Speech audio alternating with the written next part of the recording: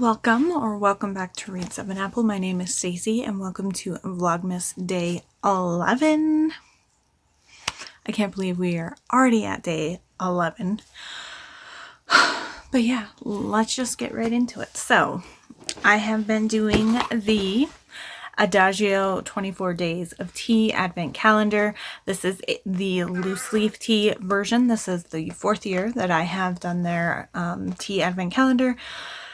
I've tried some other brands, and the first year I tried Adagio, I did it in bagged, loved it, haven't gone back since. I might try another brand at some point in the future, but I think I will always get the Adagio one as long as they still make it. I am a huge fan. I highly recommend getting the loose leaf option because they have special blends and more unique blends that they make just for the loose leaf version. So I just want to throw that out there, but this is my favorite. So let's go ahead and just get things going so I can talk to you about the holiday novella for today. So, oop, it's sliding down. Okay. I can't believe we're already almost halfway through. That is crazy. Okay. So today's is spiced green. So this says steeping recommended 2 to 3 minutes at 180 degrees Fahrenheit. This is a green tea with orange, natural spice flavor, cinnamon, and ginger. This has moderate caffeine. This is like right up my alley. A green tea with those like holiday spices. Let me just glance. I have the 2 previous years on a spreadsheet so I can kind of keep track of my ratings and what I liked. So then when I try to do some like a purchase of tea later on, I can pull up and see what all is in there and all of that. This is just a simple spiced green, and I don't see this on the 2 previous years. Oh, nope, it was, okay, so it was not in 2020, but this one was in 2021. So we had a few new ones, and now we've kind of been repeating for the past few days, which is slightly unfortunate, but, oh, this smells so good. I gave this 5 out of 5 last year, so I'm sure it will live up to the hype, but I like green tea. Oh, that cinnamon. Oh, and ginger. Oh, it smells so good. I could just make a potpourri that smells like that and just be happy. So there it is. I mean, it's pretty simple, just mostly green tea leaves. And then you see little pieces of orange, of crystallized orange and ginger, and I'm so excited. I love green tea. Green tea is probably my favorite tea. I am a huge fan. I loved green tea before I studied abroad in Japan. But when I studied abroad in Japan, my love for green tea it was cemented as my favorite green tea. What was nice is I went to an international school where half of the students are Japanese and the other half are foreign. And one of the classes they offered was the Japanese tea ceremony. I loved that class. I loved our sensei, but having like fresh matcha made in that sort of ambiance is just an experience like none other. And all of ours were like in a class setting and not at like a temple or a nice house or something like that. But anyway, today I'm using this strainer, and then the mug that I have is Nightmare Before Christmas. And what's fun about this one is it is a heating one, so when it is cold you can kind of see the odd coloration here. This gray part and the moon with Jack, there we go, now the glare isn't on him, is just black. So all it has is the little curly mountain thing and then all the jack-o'-lanterns, and it is on both sides. But yeah, so I found this at Kohl's. if you are wondering. So let us get steeping. Oh, it smells so good. It smells so good. Okay. I love this. Alrighty, so let's talk about the novella that I read. I finally picked up an audiobook, and I decided to just kind of glance through what Hoopla had added audiobook wise in the romance genre and see if there's been any new holiday novella or just holiday books that they've added. And then I was looking at how long they were to the library to have access, and I found this one, and it is The Best Husband Money Can Buy by Mary Jo Putney. Mary Jo Putney has been on my TBR list forever. I feel like she's not like a classic historical romance author, but I feel like she's an old school and she's been around a while. And I still haven't read any of her books. And after reading this, she is going up my TBR. I need to read more of her books. I'm very seriously considering picking up a couple of her other Christmas novellas that were mentioned at the end of this audiobook. I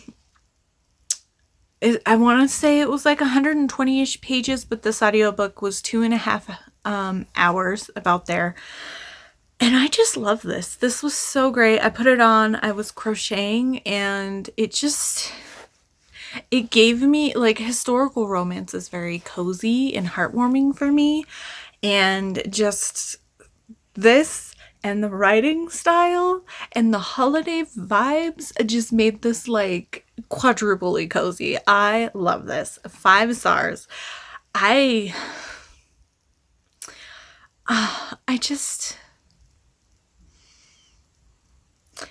Books like this really just remind me why I read and how much I love reading.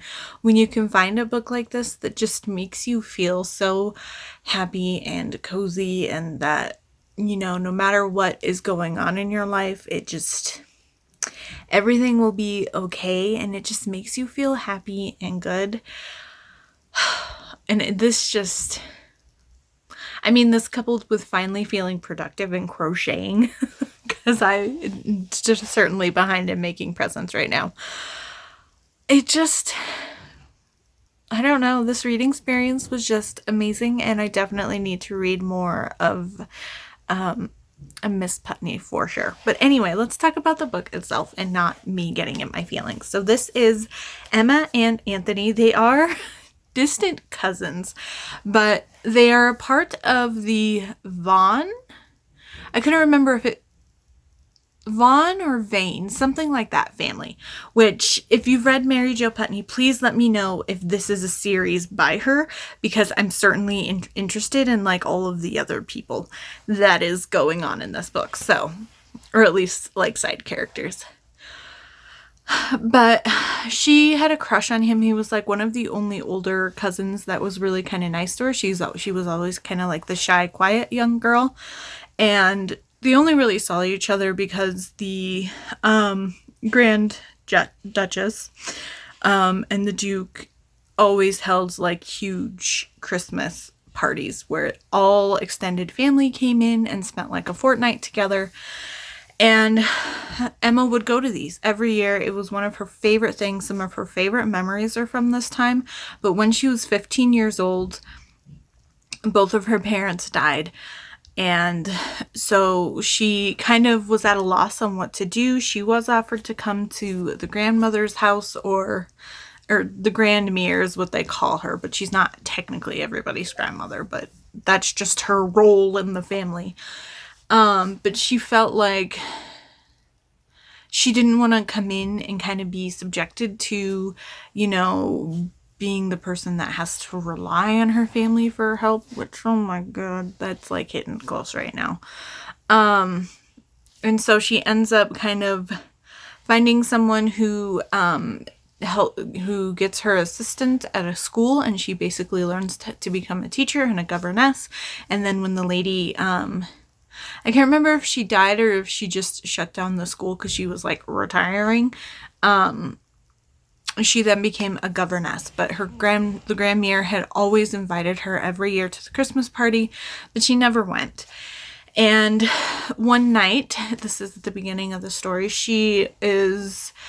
because the holidays are coming up, she only has a half day of work, so she is just kind of wandering around, and she comes across a really pretty church, and she goes in and she sees a coffin there, and there's like no services, they're like active mourners, and there is a book, and it just says, you know, if you stop by and you say a prayer for the gentleman that's passed, please sign the book, please. It's a condolences book, I think is what they called it. And it was just so sweet because she sees that nobody has signed this book, and she's just like, I'll say a prayer for him. How sad that this person has no one in their life, and she really kind of feels connected to this old man in some way. And so she prays for him, and come to find out he was a wealthy merchant, and she was the only one that prayed inside the condolences book. So she is now an heiress, and she has always wanted a family and a husband and to have kids and just to be a good wife. That is what she had always dreamed about as her ideal life. And I know that's typical for this time period, but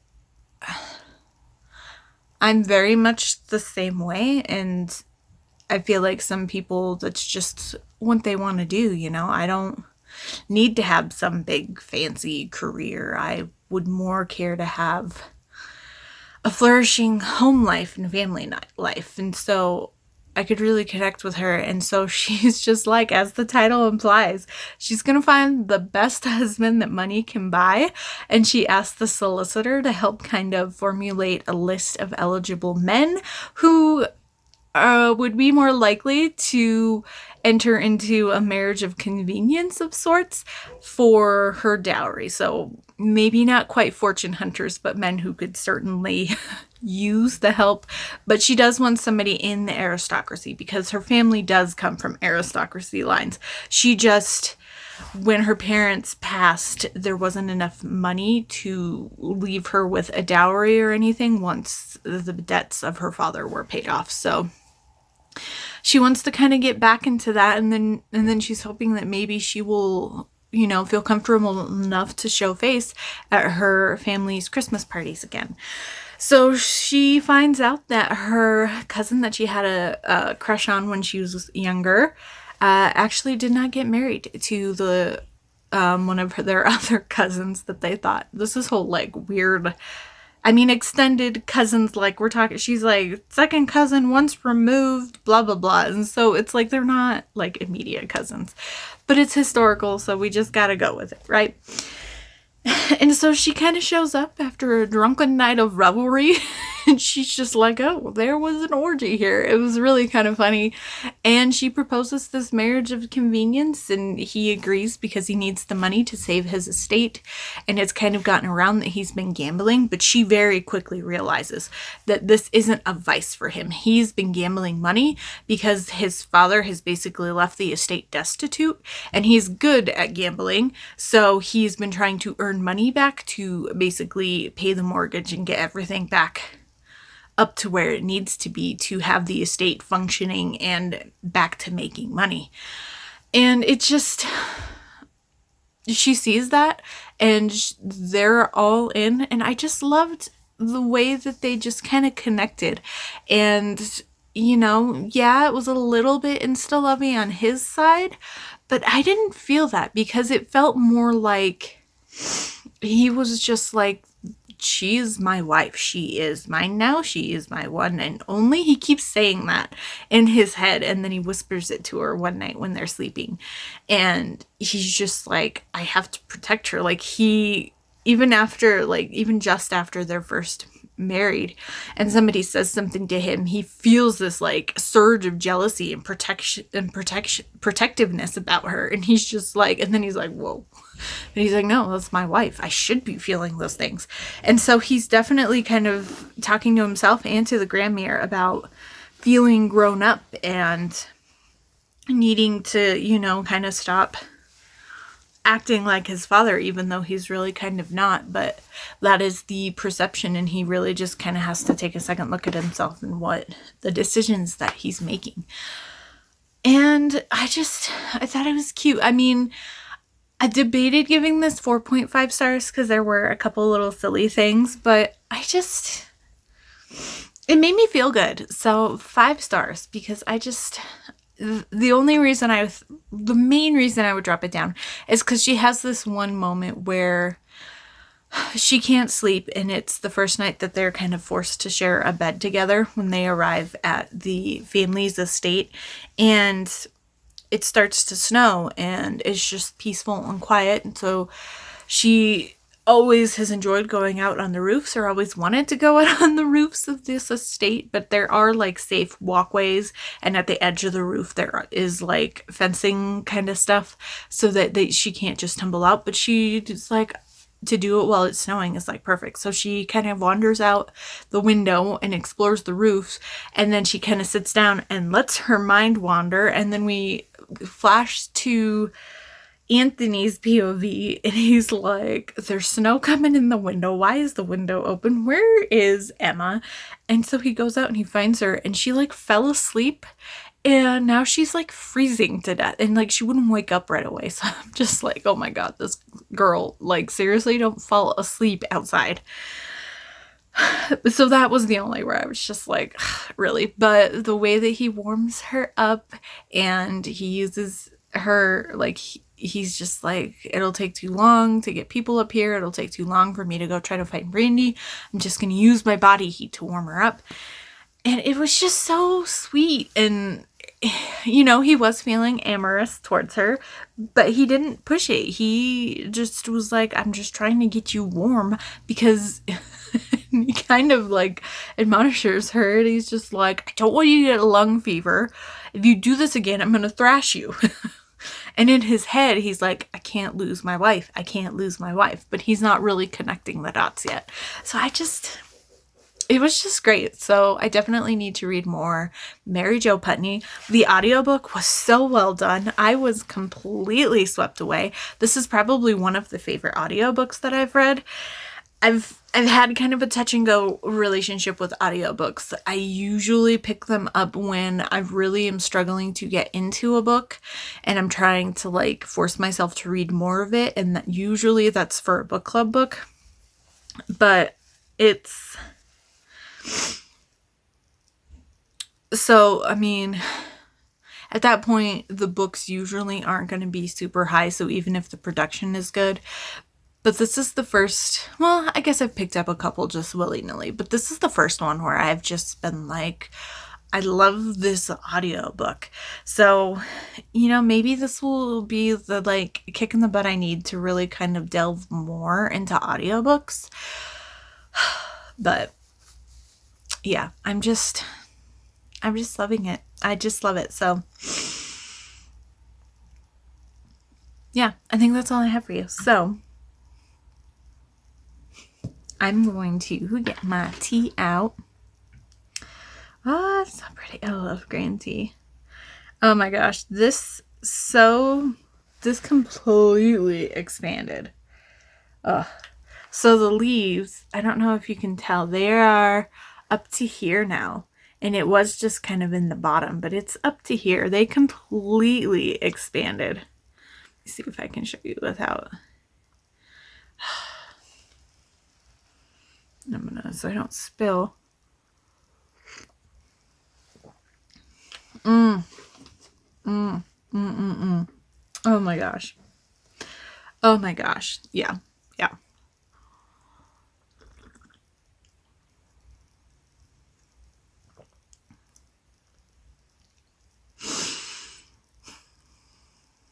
Today is a great Vlogmas. We got a book I loved.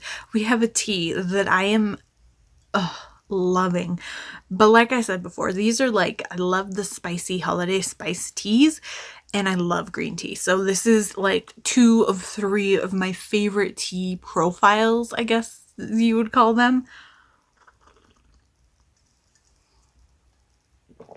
Oh my gosh, that is just so good. It is so good, guys. I love this to pieces. It is just so good. Happy Vlogmas, guys. This is